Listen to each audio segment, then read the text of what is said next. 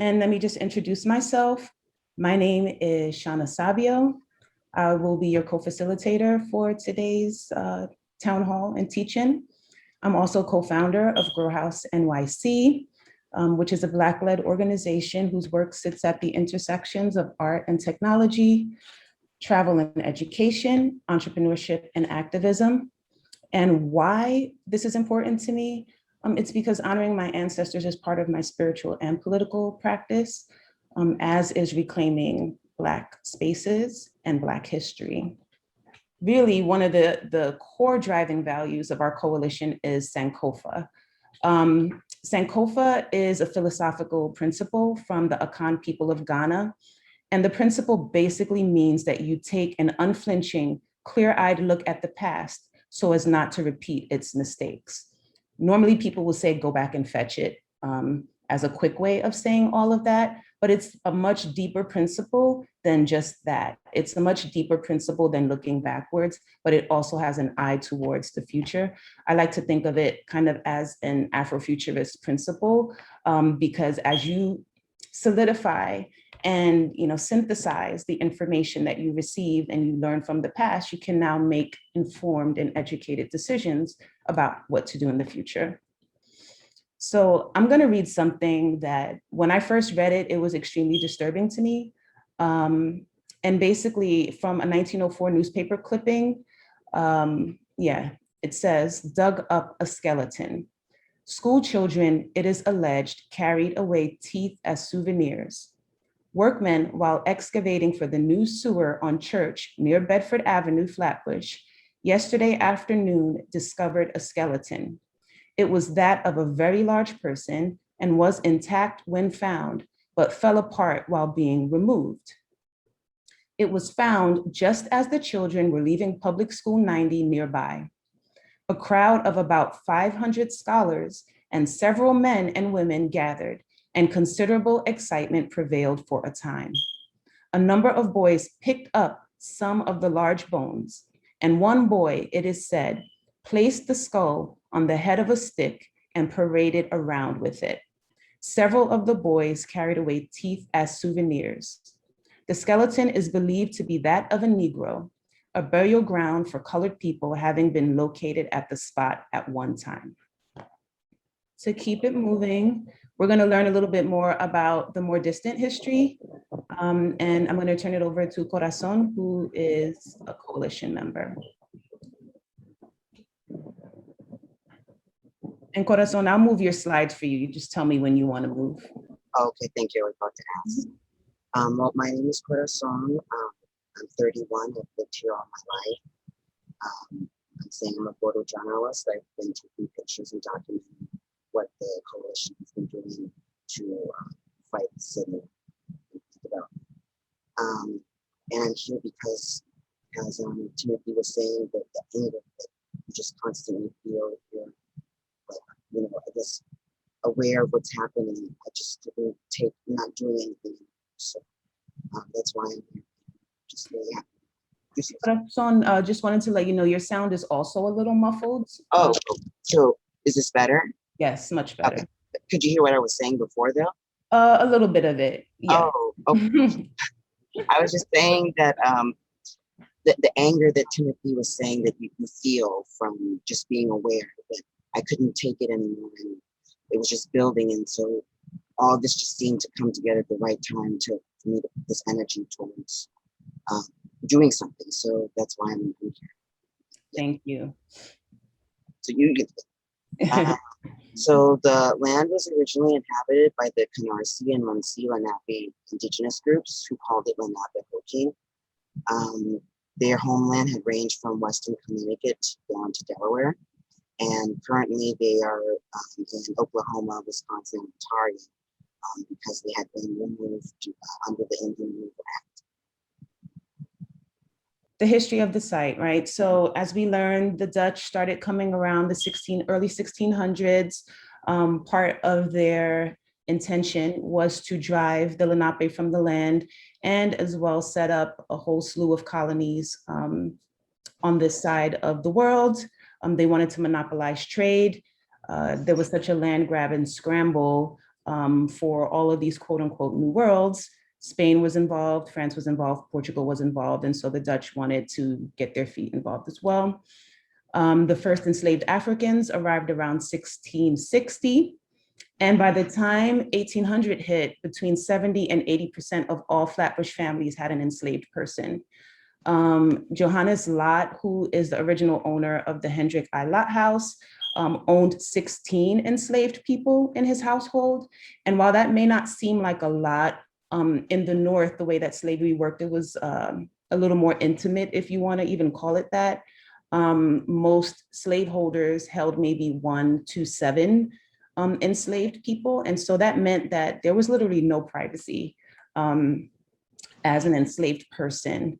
Also interesting to note is that Kings County at the beginning of the American Revolution had the highest concentration of slaves north of the Mason-Dixon line, meaning about 1/3 of the total population for the county were slaves, and slave labor was used to build roads, churches, and, such as the Dutch Reformed Church, homes, as well as tending the farms that allowed Brooklyn to become one of the major agricultural presences in early colonial America, which also supported the establishment of what we now know as the New York economic machine. So that's something that I think people don't often talk about that needs to, be reiterated. Two of whom we know their names through newspaper articles and biographies. One is Phyllis Jacobs, who died when she was young, a baby, and Eve, who died when she was actually 110 years old. And I'll read an excerpt from an article from the Long Island Star newspaper in 1810. Died in the village of Flatbush in the house of her last master, Lawrence Voorhees, a Negro woman named Eve, aged 110 years.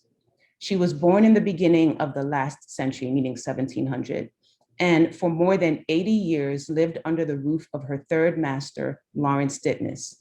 She was a woman of strong intellectual capacity and enjoyed almost uninterrupted health till within 8 days of her departure. On Sunday evening, her remains were piously interred in the African burial ground of the village of Flatbush, attended by a great concourse of the people of color. And so many things jump out at me from this source. I'm imagining who this great concourse of people were who were attending her funeral. I'm wondering what her life was like, how she was able to live to 110 years, what kind of family relationships she had. And so every time I read this, it really moves me. And it makes me feel even more energized to continue doing what we're doing in terms of building a coalition as broadly and widely as possible to stop the development on the site. At the beginning, which is the city's process in all of this, which in rolling out the plan and in doing the community engagement. And I'm sure Samantha can speak more to this also, that it really has, it really has not been community engagement. It has been basically manipulation, basically because what is on the table is not to stop the development or any other option. So in 2020, in 2000, the archaeological study recommended no more subsurface disturbance on the site. This was well known by the city. The city was involved in doing, in working out community protocols for how to deal with human remains, discovery of human remains, but still had the plan to build. So they knew and they continued with the plan to build. They rolled out that plan. There was no consultation with the community. As Samantha said, many people have inquired about that space, even very recently, and were just ignored. Then in March 2021, the developer, there was an RFQI, an RFQ, which is a request for qualifications. This was completely undercover. There was no one. We didn't know who applied or what the what the application required. And now the community engagement process has been from February till now and is continuing. There really has been, as I said, the input requested has been limited to predetermined options. None of them include no development. None of them include leaving the ground as it is, as a sacred ground. The outreach has been pretty limited in terms of the geographical area.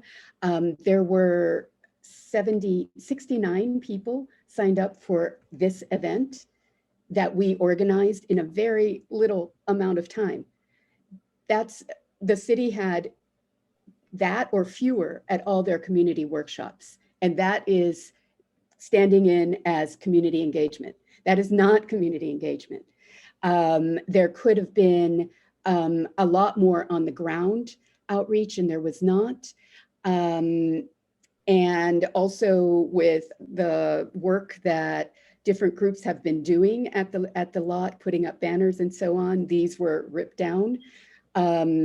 So the community engagement has really often felt more like entrapment at times.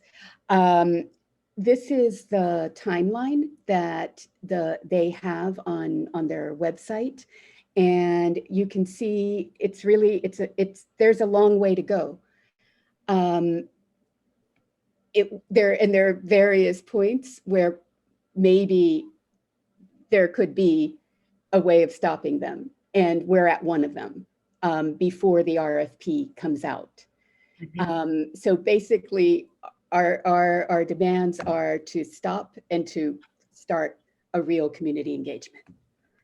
Good evening, everybody. I first learned about this lot from Natalia about a year ago.